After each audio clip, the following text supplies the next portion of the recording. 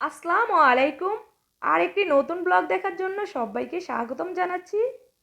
আশা করতেছি সকল আপু এবং ভাইয়ারা যে যেখান থেকে আমার আজকের ভিডিওটি দেখতেছো সবাই ভালো এবং সুস্থ আছো। আর আমিও আল্লাহ তাআলার রহমতে আমি আমার পরিবার নিয়ে ভালো আছি। আমি 24 বছর বয়সী একজন নারী। আমাদের বিয়ে হয়েছিল আমাদের দুজনের পছন্দতেই। সংসারও করেছিলাম প্রায় 5 থেকে 6 বছর। আমাদের দুটো ছেলেবাবু আছে। একজনের বয়স 3 বছর, আরেকজনের চলতেছে প্রায় 1 বছরের মতো। আমার স্বামীর স্বভাব চরিত্র সবই বেশ ভালো ছিল, শুধু একটু বদমেজাজি টাইপের এবং খুব জেদি টাইপের ছিল। অবশ্য সবসময় সেটা করতো না, মাঝে মাঝে বেশি জিদ যখন হতো তখন সে ওর এই বদমেজাজটা ব্যবহার করতো আর আমার উপর তখন অনেক বেশি টর্চার করতো। তো অনেকেই মনে করে যে অনেক মানুষ মনে করতো যে ওর এই বদজেদের জন্যই বুঝি আজ আমাদের এই অবস্থা, আমাদের এত সুন্দর সাজানো গুছানো সংসারটা বুঝি এজন্যই শেষ হয়ে গিয়েছে। কিন্তু আমি জানি যে আমাদের সমস্যাটা কোথা থেকে শুরু হয়েছে। তো সব সংসারেই তো হাজব্যান্ড ওয়াইফের মধ্যে টুকিটাকি সমস্যা থাকবে, ঝগড়াঝাটি থাকবে, আবার তারা একসাথে হয়েও আবার সুন্দরভাবে সংসার করবে। তো আমরাও ঠিক এমনটাই করেছিলাম, অনেক ঝগড়াঝাটি হতো, আবার মিলেও যেতাম, আবার সুন্দরভাবে থাকতাম, আবার ঝগড়াঝাটি হতো। কিন্তু ঝগড়া বাঁধলেই দেখা যায় অনেক সময় আমি রাগ করে বাপের বাড়ি চলে যেতাম। ও কিন্তু কখনোই আমাকে বাপের বাড়ি চলে যাওয়ার সময় আটকাতো না। অন্যান্য মহিলাদের হাজব্যান্ডরা দেখতাম যে তারা যদি কোনো ব্যাপারে রাগারাগি করতো তাহলে হাজব্যান্ডরা তাদের বাপের বাড়ি যেতে দিত না। তারা তার কাছে সরি বলতো, ক্ষমা চাইতো বা তাকে আটকিয়ে রাখতো, বাপের বাড়ি যেতে দিত না। বা বাচ্চাদেরকে কোলে নিয়ে তার কাছে ক্ষমা চাইতো। কিন্তু আমার হাজব্যান্ড সম্পূর্ণ অন্য রকমের একজন মানুষ ছিল। সে কখনোই আমাকে আটকানোরও চেষ্টা করতো না, আমার কাছে ভুল করেছে, দোষ করেছে, ঝগড়াঝাটি করেছে কখনোই সরি বলতো না। তো এই জিনিসটা আসলে আমার কাছে একদমই ভালো লাগতো না।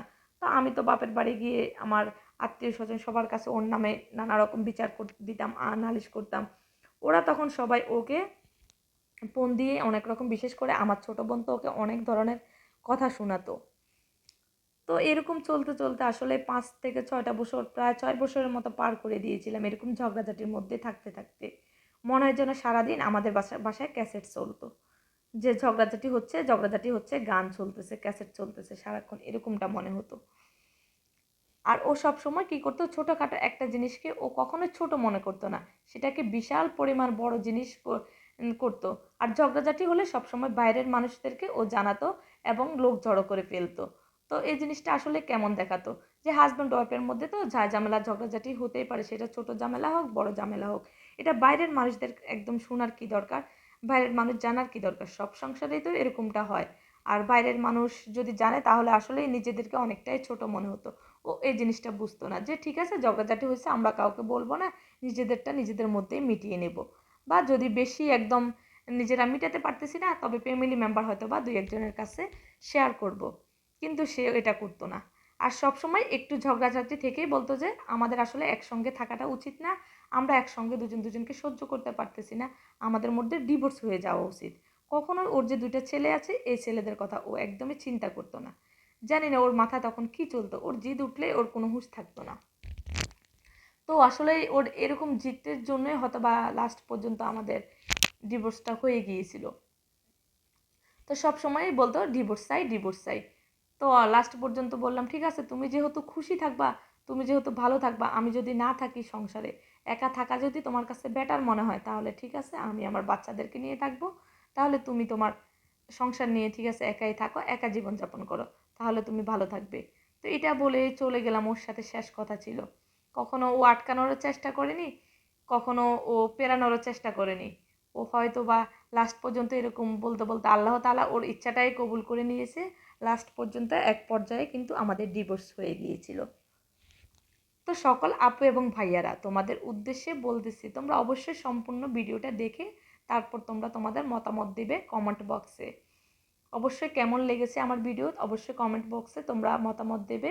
আর যদি ভিডিওর কোনো অংশ তোমাদের ভালো লাগে তাহলে অবশ্যই আমার চ্যানেলটিকে তোমরা সাবস্ক্রাইব করে পাশে থাকা বেল বাটনটা অল করে রাখবে। আর ফেসবুক পেজ থেকে আমার ভিডিওটা দেখে থাকলে তোমরা অবশ্যই আমার পেজটিকে ফলো দিয়ে তোমরা সাথেই থাকবে, আমাকে অবশ্যই বেশি বেশি করে সাপোর্ট করবে। আর সকল আপু এবং ভাইয়ারা, এতক্ষণ পর্যন্ত আমি তোমাদের সঙ্গে যে কথাগুলো শেয়ার করেছিলাম, এটা হচ্ছে আমার এক পরিচিত ছোট বোন হয় সম্পর্কে, ও আমার কাজিন হয়। তো ওকে আমি ছোটো বোনের মতোই সবসময় আদর করি। তো এটা হচ্ছে ওর সাথে ঘটে যাওয়ায় একটি রিয়েল লাইফ স্টোরি। তো ওর ঘটনাই আমি তোমাদের সঙ্গে শেয়ার করলাম। ও আসছে এখন আলহামদুলিল্লাহ ভালো আছে ওর 2টা ছেলে নিয়ে, কিন্তু ওর হাজব্যান্ডের সাথে ওর এখন আর সম্পর্ক নেই। আসলে আমাদের চারপাশে আমরা তাকালে আজকাল দেখতে পাই যে এত সহজেই বিচ্ছেদ হয়ে যায়, এত সহজেই সংসারগুলো ভেঙে যায়, এত সহজে প্রায় 15-20 বছরের সংসার তাও ভেঙে যাচ্ছে, 4-5 বছরের সংসার তাও ভেঙে যাচ্ছে। জানি না এত কষ্ট করে গড়া সংসার, এত আদরের সন্তান, ভালোবাসা, স্বামী, পরিবার, তাহলে কিভাবে তারা আসলে পারে। জানি না, আল্লাহ তাআলা কারোর সাথে এমনটা না করুক। আবারও নতুন কোনো ভিডিও নিয়ে হাজির হয়ে যাব। সব